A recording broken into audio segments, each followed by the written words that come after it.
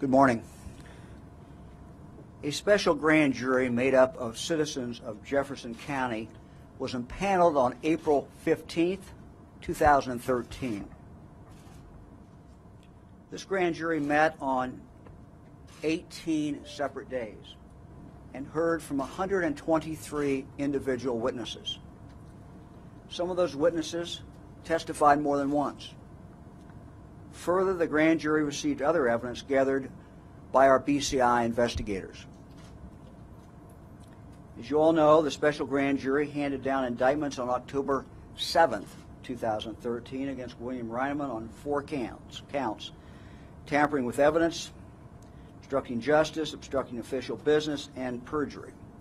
On October 23, the grand jury also indicted Hannah Reineman on 2 counts of receiving stolen property and 1 count of grand theft. Last Friday, the special grand jury handed down the following indictments, which were filed this morning. Each of these individuals has now been served and has been summoned to appear at the Common Pleas Court of Jefferson County on December 6, 2013.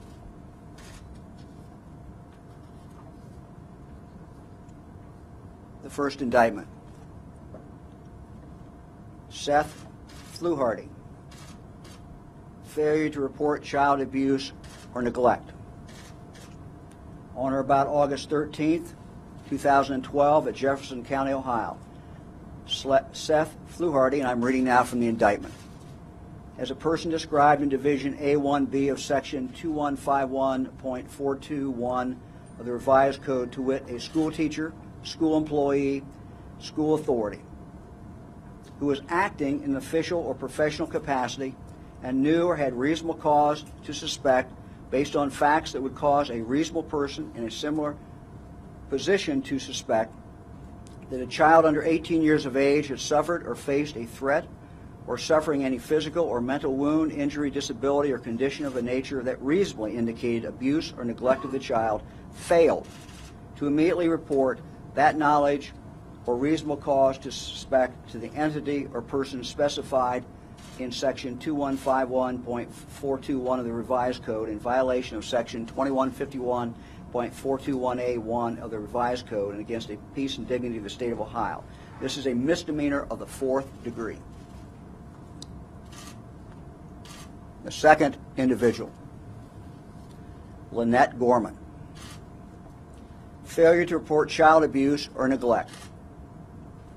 On or about April 12, 2012, at Jefferson County, Ohio, Lynette Gorman, as a person described in Division A1B of Section 2151.421 of the Revised Code, to wit, a school teacher, school employee, or school authority, who was acting in official or professional capacity and knew or had reasonable cause to suspect, based on facts that would cause a reasonable person in a similar position to suspect, that a child under 18 years of age had suffered or faced a threat of suffering any physical or mental wound, injury, disability, or condition of a nature that reasonably indicated abuse or neglect of the child, failed to immediately report that knowledge or reasonable cause to suspect to the entity or person specified in Ohio Revised Code Sections 2151.421 of the Revised Code, in violation of Section 2151.421A1 of the Revised Code, and against the peace and dignity of the state of Ohio,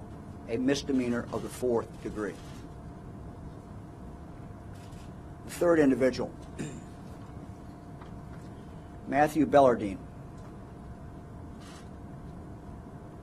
Count 1, allowing underage drinking.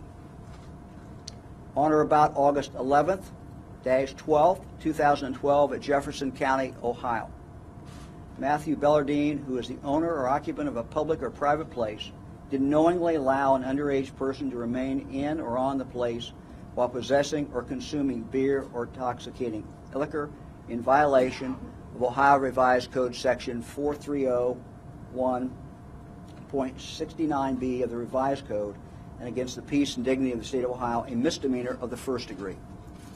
Count number 2, obstructing official business. On or about January 1st, 2013 to May 2nd, 2013.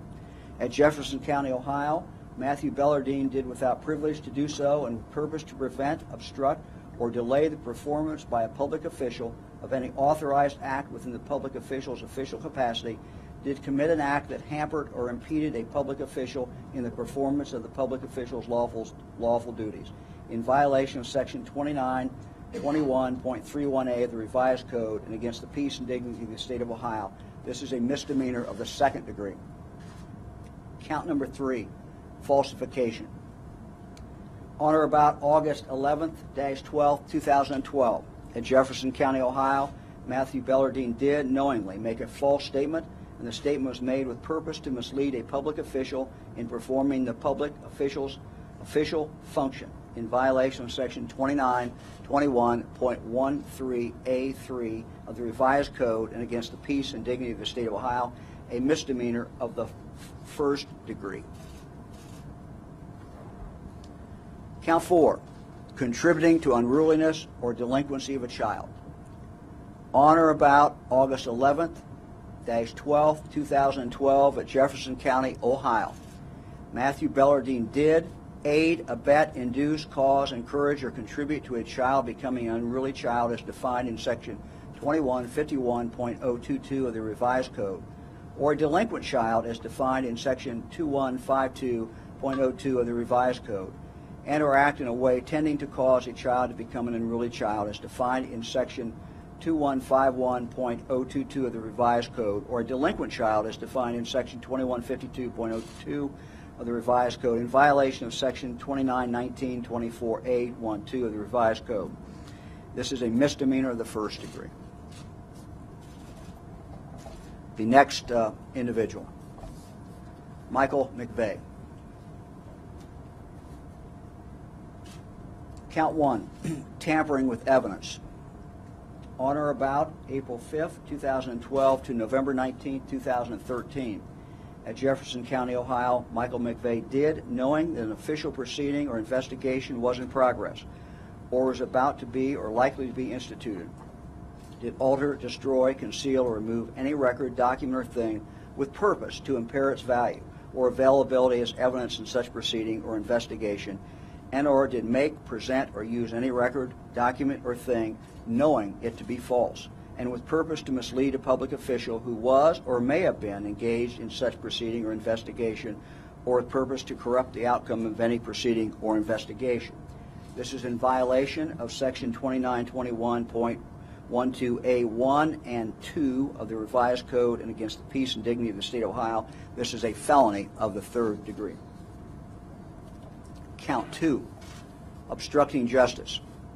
This indictment reads, on or about April 5th, 2012 to November 19th, 2013, at Jefferson County, Ohio, Michael McVeigh did, with purpose to hinder the discovery, apprehension, prosecution, conviction, or punishment of another for crime, or to assist another to benefit from the commission of a crime, did destroy or conceal physical evidence of the crime or act, or did induce a person to withhold testimony or information or to elude legal process summoning the person to testify or supply evidence in violation of Section 2921.32a4 of the Revised Code and against the peace and dignity of the state of Ohio. This is a felony of the fifth degree. Count number 3, obstructing justice.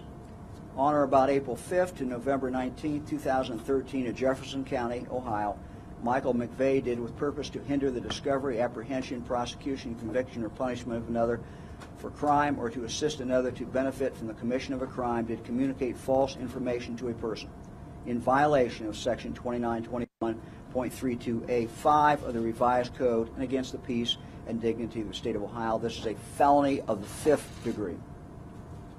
Count number 4, falsification. On or about April 5th, 2012 at Jefferson County, Ohio, Michael McVeigh did knowingly make a false statement, and the statement was made with purpose to mislead a public official in performing the public official's official function in violation of Section 2921.13a3 of the Revised Code and against the peace and dignity of the state of Ohio. This is a misdemeanor of the first degree. Count number 5, obstructing official business.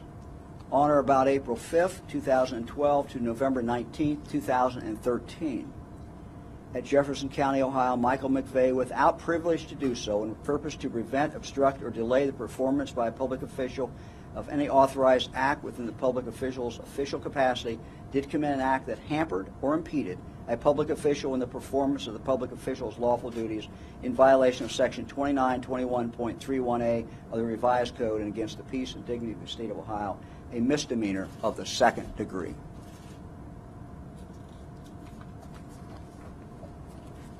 And that concludes those indictments.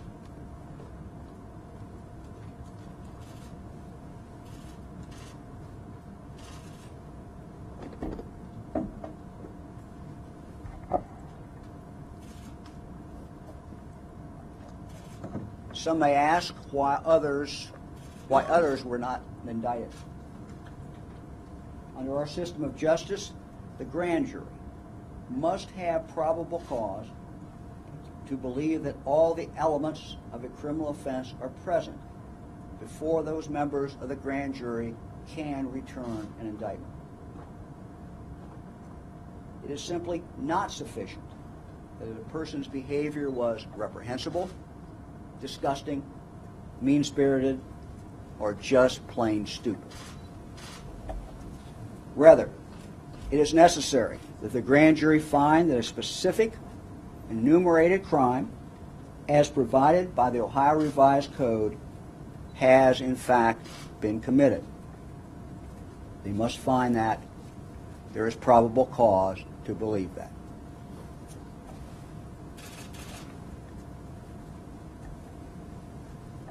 The special grand jury is comprised of citizens of Jefferson County. As peers, the members are a reflection of Steubenville and Jefferson County and represent the people of this community. Their values, their work ethic, their dedication to family, and their sense of civic responsibility. This grand jury, these members of this grand jury, these citizens of Jefferson County have worked exceedingly hard and have sacrificed a great deal to take on this very important, difficult task. This was very tough work. None of it was easy. It took a long time to get all the information the grand jury needed so that they could make their decisions. Barring any newly discovered evidence, I believe that the grand jury's work is done.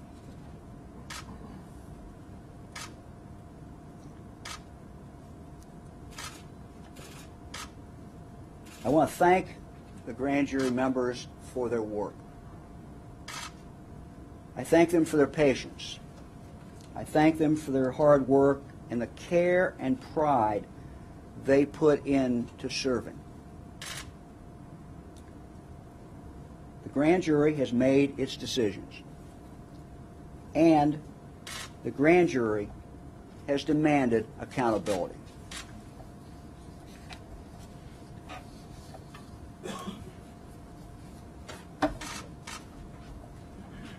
This community has been torn apart by the actions and bad decisions not of the many, but rather of the few. There are a lot of fine young people in this community. A lot of fine young people who participate in athletics and other activities in the Steubenville schools. None of them did anything wrong. They simply don't deserve to be lumped in with those few. Yet these kids have been maligned, and they've been disrespected. And it's unfair, and it needs to stop. As one grand juror described to me, I quote, "Steubenville was built on the strong backs of generations of hardworking people." End of quote. These are good people with good schools and good kids and good teachers and good coaches.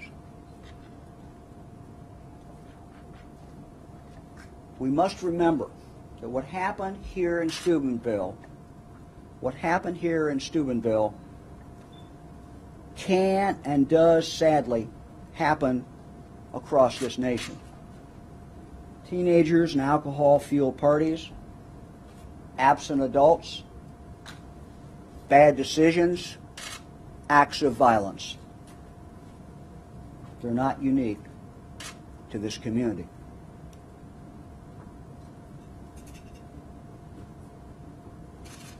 Bad decisions, acts of violence, and cell phones to capture and record all of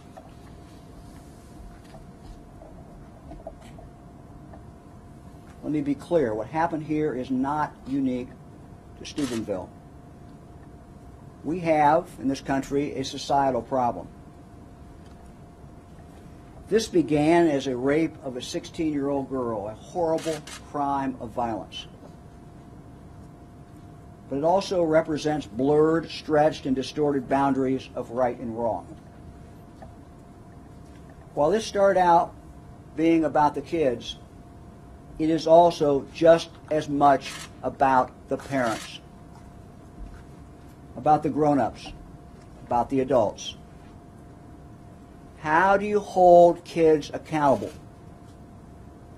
if you don't hold the adults accountable?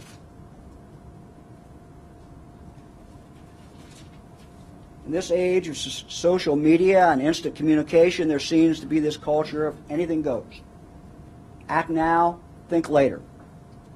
As we all know, technology makes it possible to disseminate images, words, information, either true or false, at the push of a button. Because this can be done so quickly, it removes, in essence, a layer of accountability. We don't have to look each other in the eye because we can use our devices to communicate. Leaving an electronic barrier that divorces us from shame and divorces us from seeing the hurt felt by others. This also avoids directly taking any sort of responsibility for the actions or how those actions might impact other human beings. But candidly, this mentality extends far beyond text messages and Facebook or Twitter posts. It's also about the underage drinking and the sex and the lying and the disrespect. All too often, parents have put on blinders. They give their phones, they give their kids or allow their kids to have phones and cars and let them have these parties, and all the while the lines of appropriate behavior simply get blurred. It is up to the adults. It is up to the adults to intervene. It's up to the adults to change things. It's up to the adults to set boundaries. It's up to the adults to teach the kids right from wrong. The message from this grand jury of citizens of this good county is this: this community is rectifying the problems. This community is taking charge. This community is fixing things. This community is holding people accountable. That's what this grand jury did. And that is the message from this grand jury. Several investigators who played a prominent role in this case live right here in Jefferson County. The grand jury itself is, of course, comprised of citizens of Jefferson County. No one knows more about this case than this grand jury. They heard the evidence day after day after day after day. They heard the witnesses.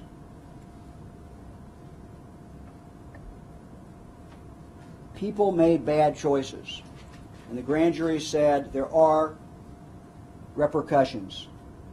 There are consequences. And this grand jury said there has to be accountability.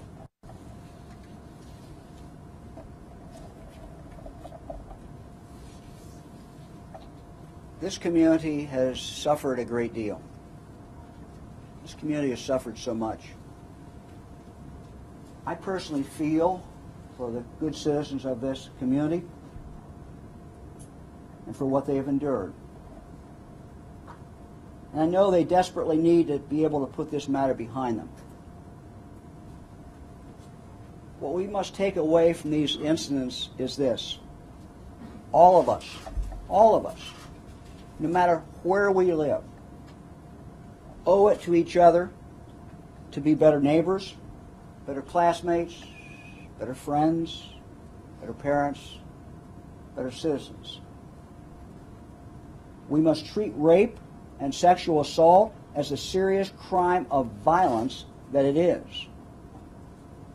And when it is investigated, or when any other crime is investigated, everyone has an obligation to help find the truth. Not hide the truth, not tamper with the truth, not obstruct the truth, and not destroy the truth.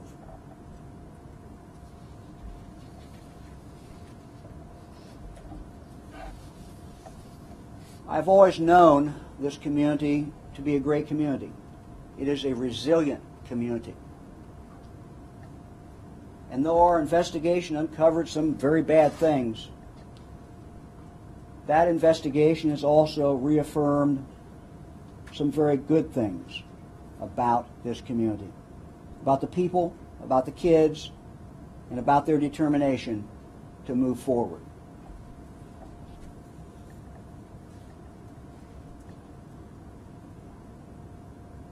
It's time to let Steubenville move on. Be more than happy to respond to any questions.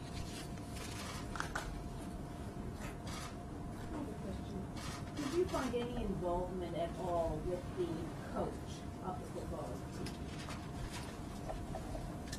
Let me talk about how I'm going to respond to questions like that, because yours is the first one. And don't take it personally. The grand jury is a secret proceeding.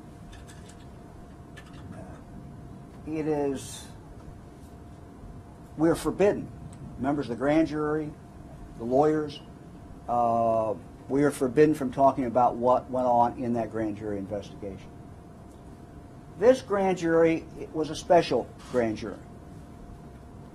And it is different than the regular grand jury that would sit in Jefferson County or my home county of Greene County, where the prosecutor would bring in 5, 6, 7, 8, 10 cases a day. The grand jury would hear the evidence. If there's probable cause, they would issue an indictment. This was a grand jury that was focused on investigation. And so this grand jury itself investigated. We brought them evidence. But if they wanted additional evidence, we brought into them. They wanted additional witnesses, we brought into them. So this grand jury was an investigative body. So I can't comment about what went on in that grand jury, nor can I comment about what that grand jury discovered. Let me finish. I will simply say, however, that this grand jury took its job exceedingly serious. They followed the law, that they had to find probable cause before returning any indictment. I was there for the last 2 days of the grand jury session myself. They were as focused as any grand jury I've ever had an experience with. I have faith in our system. I have faith in our grand juries. This was an exceedingly good bunch of people. Every possible charge against any possible individual that came out of this investigation was considered by this grand jury. They considered it all. There was nothing held back from them. And they took their time. They did it right. If an indictment has not been returned, it simply means this and nothing more, that the grand jury did not find that there is probable cause to believe that that individual had committed a crime. Mr. Ballardine or Mr. McVeigh had any association with the school? Well, Mr. McVeigh is the superintendent of the school. What is the status within the school? I'm sorry? What is the status? Is he in school now? Is he up until December 6th? I have no idea. That's, you'd have to ask the school officials that. Can you tell us who Seth Fluharty is? What his involvement was? Well, I'm going to have to let it go with, let me ask our investigators if they want to be very concise within the confines of what we can say with the grand jury, only to describe him and not talk about any conduct. Fluharty. Okay, you need to come up. Somebody needs to come up here. Because I can't hear you when you're back there. Okay, go ahead. Go ahead. Mr. Fluharty is Fluharty is a wrestling coach. as well as a teacher in East Elementary. Okay. Teacher in East Elementary. What you said. Mr. DeWine, is it fair to say that none of the 6 adults that were indicted by the grand jury are currently directly associated with the football program? I wouldn't know that. They're investigators. I believe Mr. Fluharty is the strength and conditioning coach, but I believe it was the wrestling program. Mr. Bellardi, He coached originally last year. One of the parties that listed arose in his home or home with his parents. Is that correct? Any other questions? she is a principal at Okay. Now he's going to be confined, everybody, to a description of this individual. Okay, come on up. Give me your name. In a similar statement, someone could just explain past or present positions concisely of all of the indicted parties. Just spell their last name. Okay. Go ahead. Lynette Gorman is a principal at West Elementary. Seth Fluharty is a strength and conditioning coach and a wrestling coach. Matthew Bellardine was at the time a volunteer coach for the football team. And Mr. McVeigh is, of course, the superintendent for the school district. Yeah, let me do it. Let me get my sheet out here, unless you can do it off the top of your head. Can you do it? No, Okay. We get your name, sir? First name is Bruce, last name is L-E-R-U. Bellardine is Matthew, Belerdine.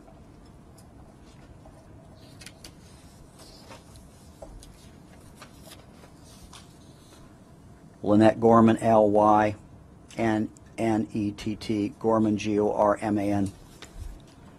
Fluharty is F-L-U-H-A-R-T-Y.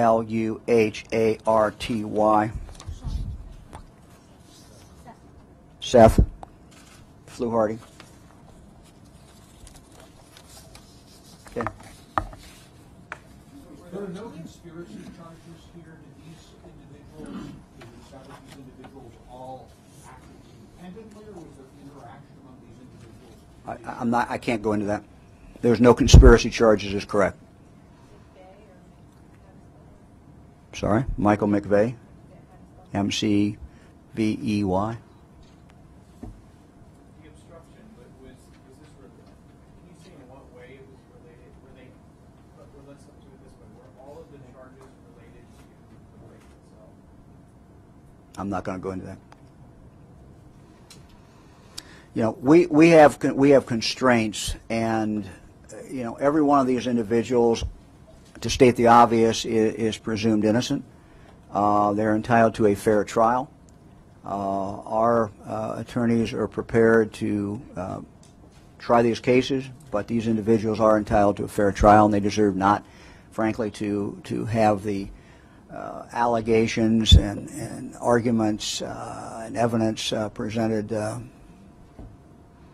in the media. And that's not how we operate.